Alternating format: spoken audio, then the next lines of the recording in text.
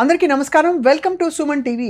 ఆరోగ్యమే మహాభాగ్యం, కానీ కేవలం శారీరక ఆరోగ్యం మాత్రమే కాదు, మెంటల్ హెల్త్ అంతకంటే చాలా ఇంపార్టెంట్ అని ఇప్పుడు కాలక్రమంలో మనకు తెలుస్తోంది. అందుకే దేశవ్యాప్తంగా, ఇన్ఫ్యాక్ట్ ప్రపంచవ్యాప్తంగా కూడా మెంటల్ హెల్త్ ఇష్యూస్ విపరీతంగా పెరిగిపోతున్నాయి. డిప్రెషన్, స్కిజోఫ్రీనియా, ఇంకా పర్సనాలిటీ డిజార్డర్స్ మొదలుకుని అడిక్షన్స్ వైపు వెళ్తున్న వారి సంఖ్య కూడా పెరుగుతోంది. కాబట్టి బహుశా అప్పుడే దాదాపు 2.5 దశాబ్దాల క్రితమే ఈ ప్రయాణం అవసరం పడుతున్న ప్రపంచానికి ఆయన గ్రహించి డాక్టర్ నవీన్ కుమార్ దగుడు గారు సైకియాట్రీలో స్పెషలైజ్ చేస్తూ పేరుగాంచిన సైకియాట్రిస్ట్గా ఆయన ప్రయాణంలో దాదాపు 5 లక్షలకి పైగా కేసెస్ చూశారు.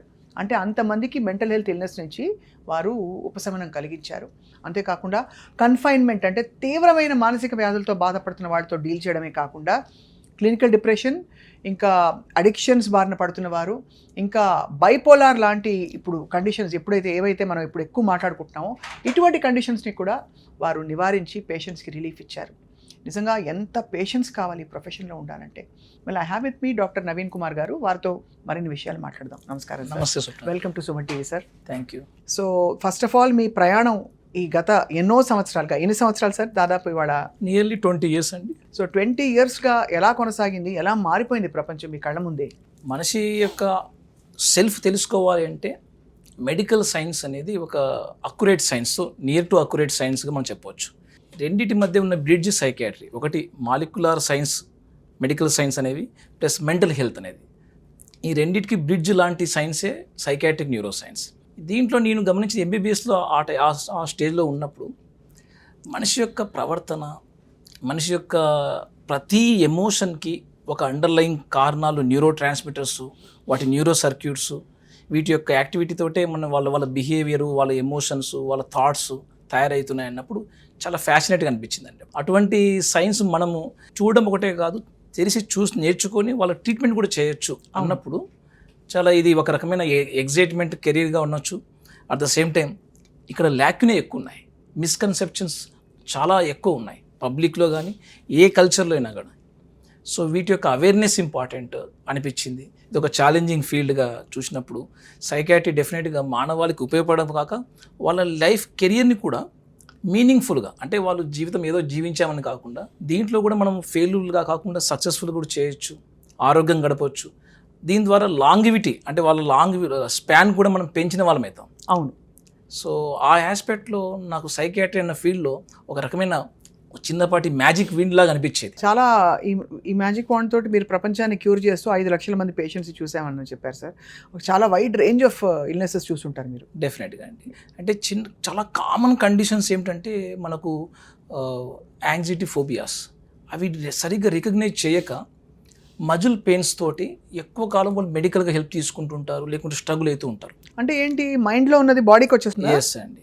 సో బాడీ యొక్క రిప్రజెంటేషన్నే మైండ్ యొక్క సమస్యలు. అంటే అన్రిజాల్వ్ కాన్ఫ్లిక్ట్స్ కానీ, కొన్ని టెన్షన్స్ కానీ, మస్కులర్ టెన్షన్ అంటాం, ఇవి కాస్త నెక్ పెయిన్, హెడ్ ఏక్, వీటితోటి గ్యాస్ట్రిక్ ట్రబుల్. బాడీ చెప్పే భాష మైండ్ భాష. ఎలాంటి భాష అంటే, ఇక్కడ ఒత్తితే నాకు గ్యాస్ ట్రబుల్ తగ్గుతుంది సార్ అంటే సంథింగ్ మెడికల్గా కాంట్ ఎక్స్ప్లెయిన్, బట్ పేషెంట్ చెప్తున్నది అది రియల్ సిమ్టమే. She's not faking. ఇక్కడ కూడా తప్పు చెప్పట్లేదు, ఆమె కావాల్సిన అటెన్షన్ సీకింగ్ ఏం లేదు. తన మెడికల్ ప్రాబ్లమే. గ్యాస్ ట్రబుల్ ఒక రకంగా వాళ్ళు చెప్పాలంటే డే 1 ఒక ట్రబుల్ కూడా వచ్చేస్తుంటాయి, but can't explain current knowledge of medical science. So మరి ఏంటి, ఎలా ఎక్స్ప్లెయిన్ చేస్తాం అన్నప్పుడు మా psychiatric neuro science psychosomatic illness వాటి ద్వారా కానీ, ఒక డిప్రెషన్, యాంగ్జైటీ అనే జబ్బులు మేము చూడడం, ఇవి చాలా పబ్లిక్లో చాలా ఎక్కువనే ఉన్నాయి మోతాదులో. జనరల్ మెడికల్ బ్రాంచెస్ మనం చూస్తే 30 to 40% కేసెస్ అవి సైకియాట్రిక్ కేసెస్, సైకియాట్రిస్ట్గా డీల్ చేయాల్సిన కేసెస్. సో వీటితో పాటు మేము చూస్తున్నవి depression disorders, bipolar disorders, schizophrenia, addiction condition, alcohol, tobacco తెలిసిందే మీకు. అవును. వెరీ లీగల్ అవైలబుల్ డ్రగ్సే. అవును. సో వీటి యొక్క పర్యవసానాలు, హెల్త్ ప్రాబ్లమ్స్ ఏమాత్రం తక్కువ కాదండి. మన షుగర్, బీపీలకు ఎంత మార్బిడిటీ, మోర్టాలిటీ వస్తుందో అంత దీనికి కూడా వచ్చేస్తుంది. బాబోయ్, అవును. అంటే మీరు చెప్తుంటే అర్థమవుతుంది, బాడీలో మనకి వచ్చే నొప్పులకు కూడా వెనకాల మైండ్ ఏదో యాక్ట్ చేస్తేనే వస్తుందని చెప్తున్నా అంటే అర్థమైపోతుంది ఎంత కనెక్టెడ్ బాడీ అండ్ మైండ్ అని సార్. మనం ఇది సపరేట్ చేయలేం. బ్రెయిన్ యొక్క హెల్త్, బ్రెయిన్ యొక్క పనితీరు బాడీ ద్వారానే తెలియజేస్తాయి. అవును. So it has every connection to entire the part, even hairs కూడా. When you are stressful time your hair also going to loss and బ్రిటిల్గా తయారైపోవచ్చు. కరెక్ట్గా చెప్పారు సార్. చాలా మందికి జుట్టు రావడం వెనక ఇంత పెద్ద రీజన్ ఉందని అర్థం కాదు. ట్రూ. నూనె రాసేస్తారు కానీ మైండ్లో ఉన్నది క్లియర్ చేయలేరు. ఓన్లీ మల్టీవిటమిన్స్ తోటో లేకుంటే ఏదో వాటికి హార్మోన్ రేట్ లాంటి థెరపీస్ తోటో కొందరు చాలా వరకు చేస్తుంటారు. బట్ అసలైన చేయాల్సింది ఏమిటంటే మనం ఒకసారి అనలైజ్ చేసుకుంటే, ఎవాల్యుయేట్ చేసుకుంటే, సైకాట్రిస్ట్ అన్న మా యొక్క రోల్ ఎలా ఉంటుందంటే ఆ హిస్టరీ టేకింగ్లో వాళ్ళ యొక్క పర్సనాలిటీ, వాళ్ళ యొక్క బలాలు బలహీనతలు, కరెంట్ సిచ్యువేషన్స్లో ఎక్కడెక్కడ సోషల్ చేంజెస్ జరిగి వీళ్ళు స్ట్రెస్ అవుతున్నారు, ఆ స్ట్రెస్కు వీళ్ళు ఇచ్చే కోపింగ్ మెకానిజమ్స్ ఎలాంటివి, ఇవన్నీ సిమ్టమ్స్ ఎలా తయారు చేశాయి. ఈ సిమ్టమ్ బేస్గానే మనం క్రైటీరియా పెట్టుకుంటాం మా సైకాట్రీలో. ఇన్ని సిమ్టమ్స్ ఇంత మోతాదు చేరితే వీళ్ళకి ఒక పేరు, ట్రీట్మెంట్ చేయడానికి ఒక పేరు పెట్టుకున్నాం.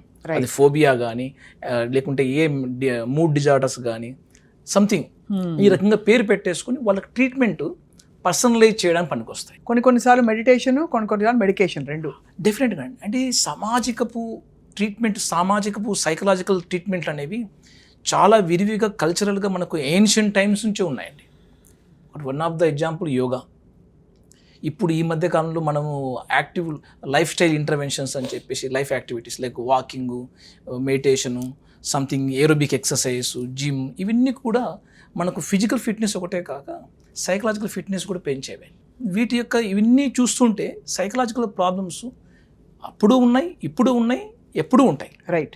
మనము అవేర్నెస్ తెచ్చుకొని పర్సనలైజ్గా నా లైఫ్ నాకు ఈ పలానా ఇష్యూస్ వల్లనో లేకుంటే వేరే కారణాలు ఉండకనో నాకు ఈ రకమైన థాట్స్ వస్తున్నాయి, ఈ రకమైన ఫీలింగ్స్ వస్తున్నాయి, అవి ఇబ్బందికరంగా తయారవుతుంది, నా ప్రవర్తన మారిపోతుంది అని ఎప్పుడైతే మనం గమనించామో, నీకు నువ్వుగా గమనించినా పర్వాలేదు, పక్క వాళ్ళుగా నా తోడు వాళ్ళు అని అనుకున్న ఫ్యామిలీ మెంబర్స్ గమనించినా పర్వాలేదు, బట్ డెనే మూడ్గా ఎక్కువ పోకుండా తొందరగా ట్రీట్మెంట్ కానీ తీసుకోగలిగితే చాలా ఉత్తమంగా అన్ని నయం అవుతాయి. వాళ్ళ క్వాలిటీ ఆఫ్ లైఫ్ పెంచవచ్చు మనం. అవును సార్. వాళ్ళ క్వాంటిటీ ఆఫ్ లైఫ్ కూడా పెరగవచ్చు.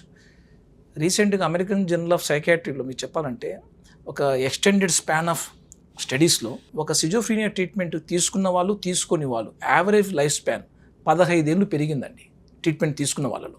సిజోఫ్రీనియా అనే జబ్బు ఒక స్పెక్ట్రమ్ లాంటి జబ్బు. అవును. ఇదేదో మనకు ఇక్కడి మాత్రమే వస్తేనే సిజోఫ్రీనియా అని చెప్పలేం. థాట్స్, ఎమోషన్స్, సిచ్యువేషన్స్, వీటి మధ్య ఉండే కనెక్షన్ ఎప్పుడైతే మనము సరిగ్గా డీల్ చేయగా కనెక్టెడ్గా లేకపోయామనుకో దాన్ని సిజోఫ్రీనియా అంటాం. అవును, సింపుల్ చెప్పాలంటే. సో ఇటువంటి కండిషన్స్ మీరు స్టార్టింగ్ అర్లీ స్టేజ్ను గమనించవచ్చు. అది హాలుసినేషన్స్, డెల్యూజన్ తయారు కాక ముందుగానే కొద్దిగా గమనించేయచ్చు. అవును. సో ఇటువంటి సబ్ థ్రెషోల్డ్ సైకోటిక్ సిమ్టమ్స్ని మనం గమనించామనుకో, ఫ్యామిలీ గమనించగలిగిందంటే, అవేర్నెస్ పెంచగలిగిందంటే ఆ వ్యక్తి యొక్క ట్రీట్మెంట్ అర్లీగా స్టార్ట్ చేయొచ్చు. చాలా మంచి మాట చెప్పారు సార్. అంటే చాలా మంది టబు, ఇదివరకు అయితే మనకి ఒక స్టిగ్మా ఉండేది, సైకియాట్రిస్ట్ అనగానే అమ్మో, ఫిజికల్గా డయాబెటీస్ వచ్చినా ఏమొచ్చినా పర్లే, షుగర్ ఉందంటే చెప్పుకుంటారు. అవునండి. కొంచెం మెంటల్ హెల్త్ ఇష్యూస్ ఉన్నాయి, నోబడీ షేర్స్. ట్రూ.